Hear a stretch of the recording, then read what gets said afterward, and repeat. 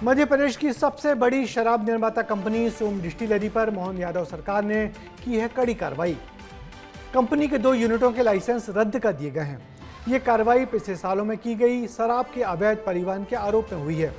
7 राज्यों में काम करने वाली इस कंपनी पर पहले भी घटिया क्वालिटी की शराब की सप्लाई और ठेके लेने में मनमानी करने के आरोप लगते रहे हैं। देखिए क्यों हुई है सरकार की सख्त कार्रवाई इस शराब बनाने वाली कंपनी पर, हमारी इस रिपोर्ट में।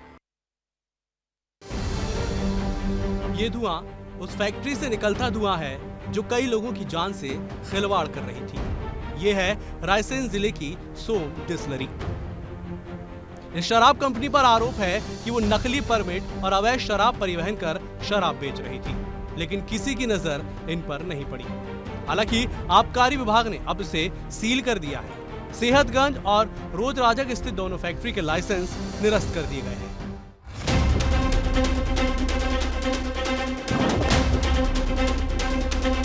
मध्य प्रदेश की राजधानी भोपाल में सोम ग्रुप के जो शराब के जो लाइसेंस हैं वो आबकारी ने निरस्त कर दिए हैं।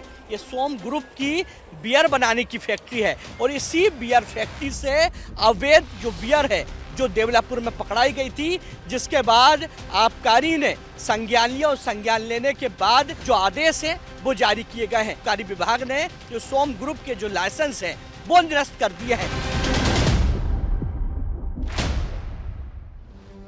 मध्य प्रदेश सहित करीब 7 राज्यों में शराब पहुंचाने वाले सोम ग्रुप का कारोबार फिलहाल रोक दिया गया है। ये कार्रवाई जाली परमिट और फर्जी डॉक्यूमेंट के जरिए दमनदीव तक अवैध शराब परिवहन के मामले में की गई है। आबकारी आयुक्त मध्य प्रदेश के आदेश 4 फरवरी 2026 के तारतम्य में सोम डिस्टिलरीज और ब्रूरीज के जो लाइसेंस हैं वो निलंबित किए गए थे। उनके द्वारा जो है उसको सील करने की कार्रवाई की गई।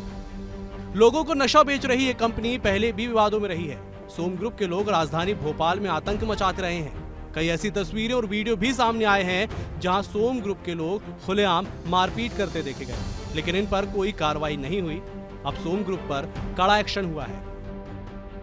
सेहतगंज के पास बनी सोम ग्रुप की फैक्ट्री पर हम मौजूद हैं और आपको तस्वीर दिखाते कि यही वही फैक्ट्री है सोम ग्रुप की जहां से शराब बनाई जाती है।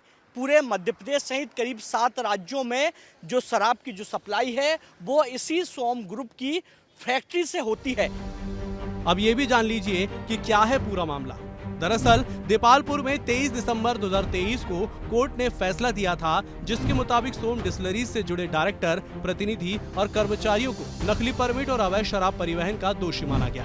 फिर दोषियों को कारावास और अर्थदंड की सजा दी गई, लेकिन बाद में आरोपियों ने इंदौर खंडपीठ में अपील की, जिसके बाद हाईकोर्ट ने सिर्फ जेल जाने की सजा पर रोक लगाई थी। इसी आधार पर सरकार ने माना कि लाइसेंस निलंबन की कार्रवाई पूरी तरह से वैध है। अवैध शराब बिना परमिट के दूसरे राज्यों में शराब भेजना और महंगी शराब के लेवल चेंज करना जैसे मामले लगातार सोम ग्रुप करते आ रहा था। इस मामले में एक शराब कारोबारी का कहना है कि सोम ग्रुप अवैध शराब दूसरे राज्यों में लगातार भेज रहा था।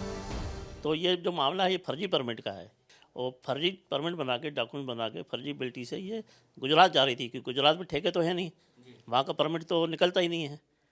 तो ऐसी जगह पे ये लोग जो है फर्जी कागजों से गाड़ियाँ पहुँचाते हैं। इस मामले में विस्तार न्यूज ने कंपनी का पक्ष भी जानना चाहा, लेकिन किसी ने भी विस्तार न्यूज से बात नहीं की। अरे नहीं, फिर भी लाइसेंस निरस्त हो गया तो अंदर तो जाने दो, हमको देखने तो दो कहाँ सील लगी है, क्योंकि लग तो रहा कि काम चल रहा है अभी। हैरानी की बात यह है कि ये सारा खेल आबकारी विभाग, परिवहन विभाग और पुलिस की नाक के नीचे हो रहा है, लेकिन इतने समय बाद ये कार्रवाई हुई है जो सीधे तौर पर आबकारी विभाग की कार्यप्रणाली पर सवाल खड़े कर रही है। भोपाल से विस्तार न्यूज के लिए विवेक राणा की रिपोर्ट।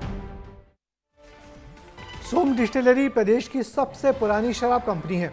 इस कंपनी का 1600 करोड़ रुपए का सालाना कारोबार है, मगर पिछले कुछ सालों से इस कंपनी पर घटिया स्तर की शराब सप्लाई करने के आरोप लगातार लग रहे हैं। इस कंपनी के गलत कामों में साथ देने के आरोपों पर पिछले साल आबकारी उप निरीक्षक प्रीति गायकवाड़ को भी सरकार ने नौकरी से बर्खास्त कर दिया था।